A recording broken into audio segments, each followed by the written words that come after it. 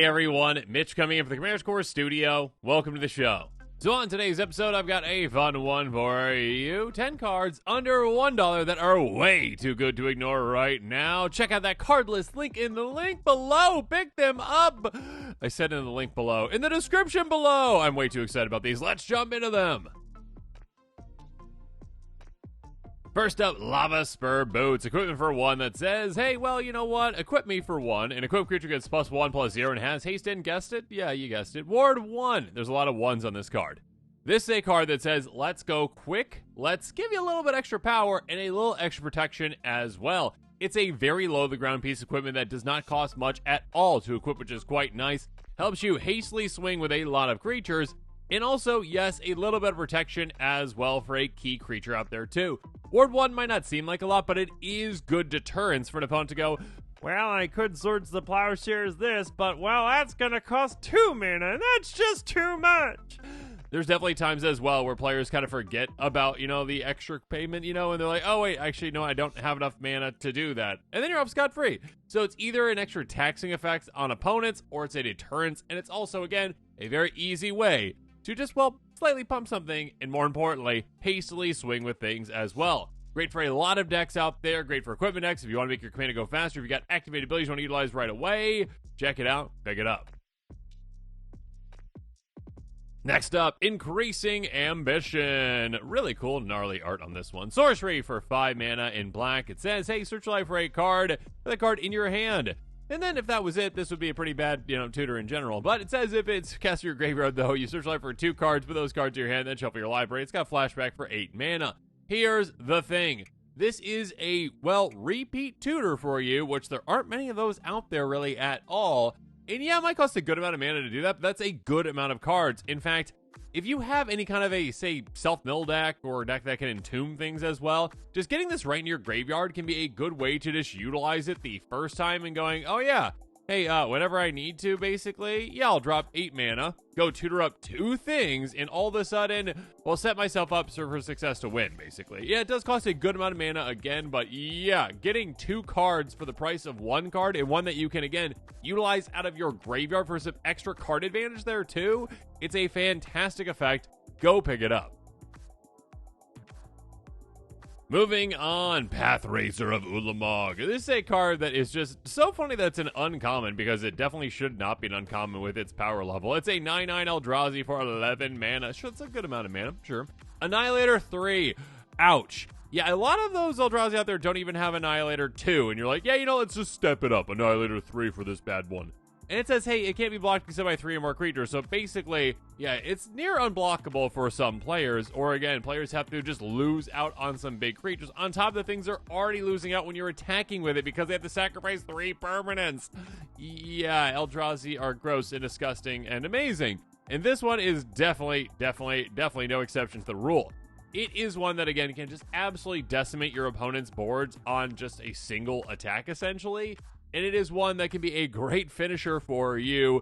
Yeah, it does cost 11, but again, if you're playing like an Eldrazi deck, you've got ways to ramp, ways to get up there, ways to cheat into play. There's a lot of ways to get creatures like this into play very effectively, very efficiently. I mean, reanimation, anyone? There you go as well. Have fun, pick it up, check it out. And speaking of fun, thrilling Encore, this card is a blast. An instant for 5 mana in black. It says put on the battlefield under your control all creature cards in all graveyards that are put there from the battlefield of this turn.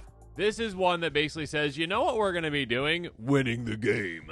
Because essentially, if any Wrath gets played, you just go, basically Rise of the Dark Realms for 5 mana instant speed.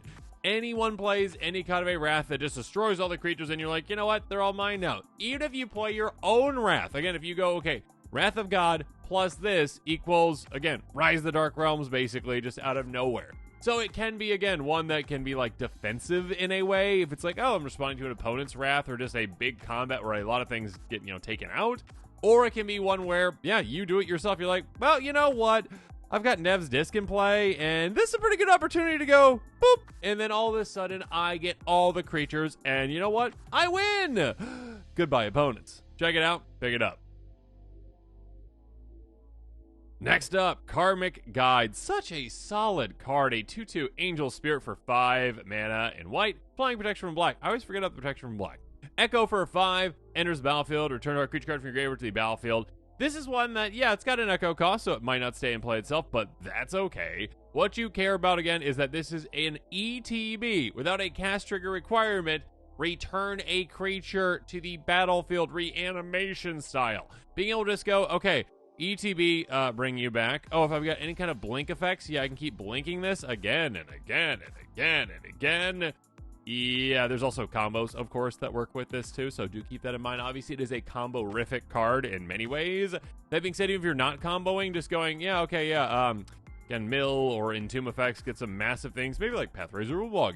Get that out of your graveyard directly into play, and again, maybe like cloud shift this and then do it again on another creature.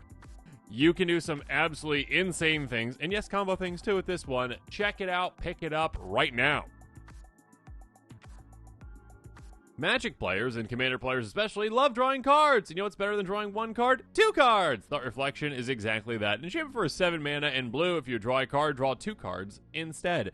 Being able to go, hey, you know what? We're going really, really, really hard into card draw. We are just going so deep down into our deck that we are able to just maybe draw our entire deck, probably. Being able to just utilize all of the cards that we ever wanted to utilize. Being able to turn a Brainstorm into, instead of a single card advantage spell, kind of like replacing itself, really, you know, draw 3, you know, put 2 from your hand back on top of your library. This is more like, oh yeah, draw 6. Okay, again, it turns those cards that, again, are more of those kind of looting effects, more of those kind of, you know, rummaging effects, into, oh, I get a lot of extra value, actually, now I'm actually getting card advantage as well. Yeah, it's 7 mana, but it's well worth that. Such a solid card for so many decks out there. If you got a commander, especially, that can give you card advantage, it's a great way to double up on that. It's crazy good. Pick it up. Moving on, Palace Siege. An enchantment for 5 mana in black. Enters the battlefield, choose cons or dragons. Either way, you're having a great time. Cons, at the beginning of your upkeep, return to our creature card from your graveyard to your hand. Yes, so much value to be had there. Dragons, beginning of your upkeep, each one loses 2 life, and you gain 2 life. Oh, poor opponents. Oh, they're not having a good time, but you are. Being able to either drain your opponents, which again, there are plenty of ways to take advantage of when your opponents are drained, when you gain life, etc., etc., etc. That's great. Or again, when you are, well, deciding to go with the con side of it, bringing creatures back from your graveyard, a repeat recursion every single one of your upkeeps. That is absolutely huge. Again, it's just that, like, oh, your opponent, like, felt like they just dealt with a creature, like, oh, thank goodness we got that Pathrazer of Ulamog off the board. Oh my gosh, it's back! Yeah, you can do some crazy good things, especially for creatures that actually, you know, maybe you want to get in play. Maybe you have ways to sacrifice themselves, or you can sacrifice them for value, and you just keep getting it back again and again and again. Check this one out. Pick it up. So much value to be had. Moving on, Treasure Vault. Speaking of value, artifact land, tap for colors, pay XX, tap sacrifices land, create X treasure tokens. This is a win in the making for you. This is a card that says, hey, you know what? Yeah, I'm just going to start off by just giving you some mana. Yeah, I also count as artifacts, so, you know, that can be nice for some decks out there, too, obviously. And then, by the way, yeah, you're getting mana off me, but eventually you're just like, you know what?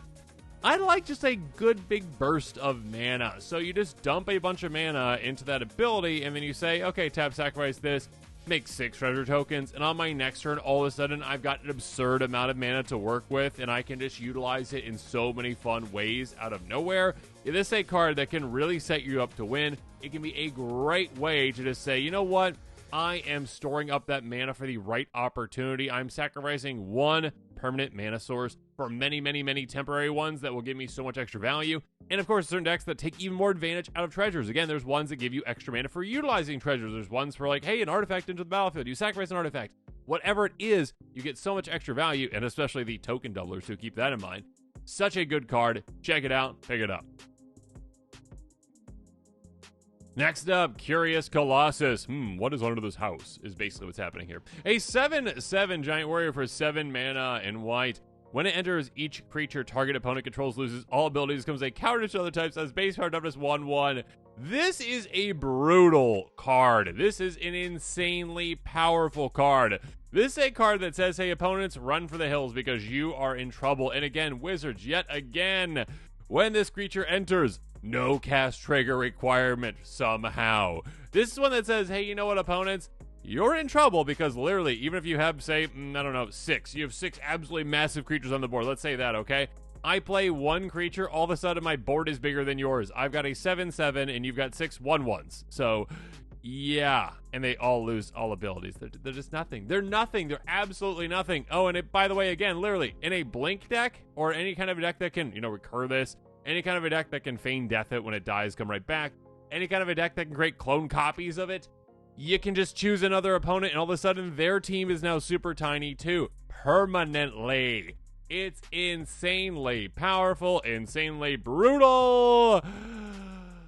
And yeah, the opponent's commander is just going to be absolutely useless until it gets taken out and comes back again. So yeah, do keep in mind that this is an absolutely brutally amazing, fantastic card. Check it out. Pick it up. And finally, you never see this one under $1. Anger. Rawr. Angry. 2/2 Incarnation with haste for 4 mana in red, and if that was it, this would be an absolute garbage card, but it's not. Just as long as it's in your graveyard and you control a mountain creature control of haste. Yeah, this is a very simple, very easy way to give your team basically permanent haste. Unless that opponent deals with your graveyard or deals with, I guess, all your mountains. Rude. Then all of a sudden you just say, oh yeah, my creatures can just swing right away. Here, there, and everywhere. It is such an easy, low to the ground, requirement to, say, have a mountain in play and have this in your graveyard. Again, either you get this in play, you get it dealt with. Again, it can be a good attack deterrent, I guess, in a way, or just a good way to chip in some damage for a while. Or again, if you've got a way to discard for your hand, a way to take it out yourself, a way to sacrifice it, a way to mill it, a way to, again, entomb, whatever it is, you got ways to get in your graveyard. Get in your graveyard, and all of a sudden your entire team is hasty. It is such a good incarnation. Definitely one of the best ones out there. Basically, again, free haste for your team. Yeah, what's not to love about that? Check it out, pick it up right now, and speed up your game plan. And with that, this episode is coming to a close. Make sure you comment below with your thoughts on it. And of course, as always, thanks again, and have a good one.